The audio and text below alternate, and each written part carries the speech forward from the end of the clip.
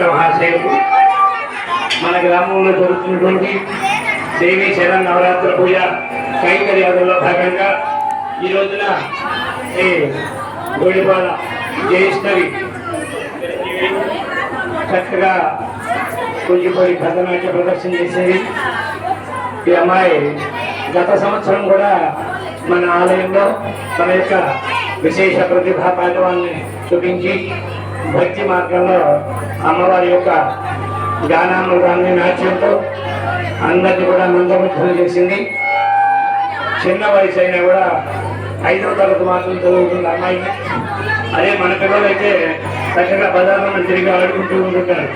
అమ్మాయి 5వ తరగతి చదువుతూ కూడా యొక్క వాళ్ళ గురువు గారి దగ్గర చాలా కఠినమైనటువంటి శ్రమని వచ్చి ఈ యొక్క భరతనాట్యాన్ని నేర్చుకుని కూచిపూడి అండి.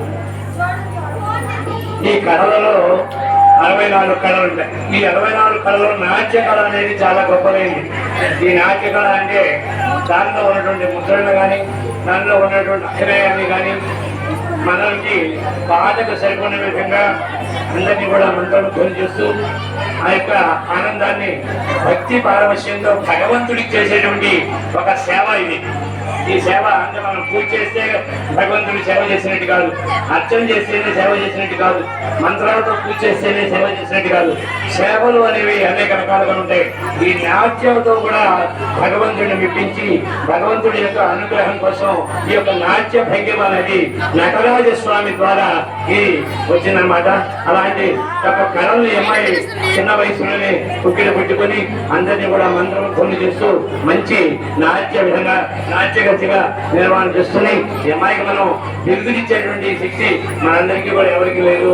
కానీ ఏంటంటే ఇక్కడ ఈ అమ్మాయి యొక్క భవిష్యత్ అంతా కూడా చాలా చక్కగా జరగాలని ఇలాంటి కార్యక్రమాలు ఇంకా అనేక రకాలుగా అన్ని నేర్చుకుని అనేక గ్రామాల్లో కానీ పట్టణాల్లో కానీ అనేక రకాల కార్యక్రమాలు ఇచ్చి అందరినీ కూడా మంత్రముగ్ధులు చేస్తూ ఆ అమ్మాయి పైకి పోవాలని చెప్పేసి మన యొక్క గంగా పార్వతీ సమేత రామేశ్వర స్వామి వారి దేవస్థానంలో జరుగుతున్నటువంటి ఈ యొక్క శరణ్ నవరాత్రి పూజ కైంకర్యాదుల్లో ఈ సాంస్కృతిక కార్యక్రమం అనేది ఏర్పాటు చేయడం వల్ల ఆ అమ్మాయికి పరమేశ్వరుడి యొక్క అనుగ్రహం ఎప్పుడు కూడా విలసాలని చెప్పేసి అందరూ కూడా మనస్ఫూర్తిగా కోరుకుంటున్నాం అన్నమాట.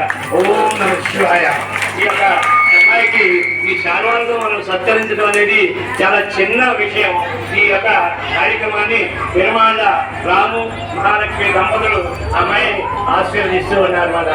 ఓం సహనా భవతు సహనా భవతు సహ వీర్యకర్వావహై తేజస్వినామధీతమత్వమావద్విషావహై.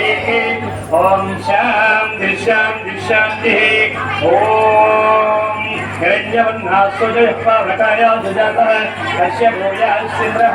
అగ్నివ్యాగద్బంధే నిరూపాస్థాన ఆపశ్చిభ్యశ్వనామోందు యా సాగరాజ వరుణోయాని మధ్యే సత్యాన్వదే అవవశ్చంద్రాన మధస్వరస్సజయోయ బాలకాస్తాన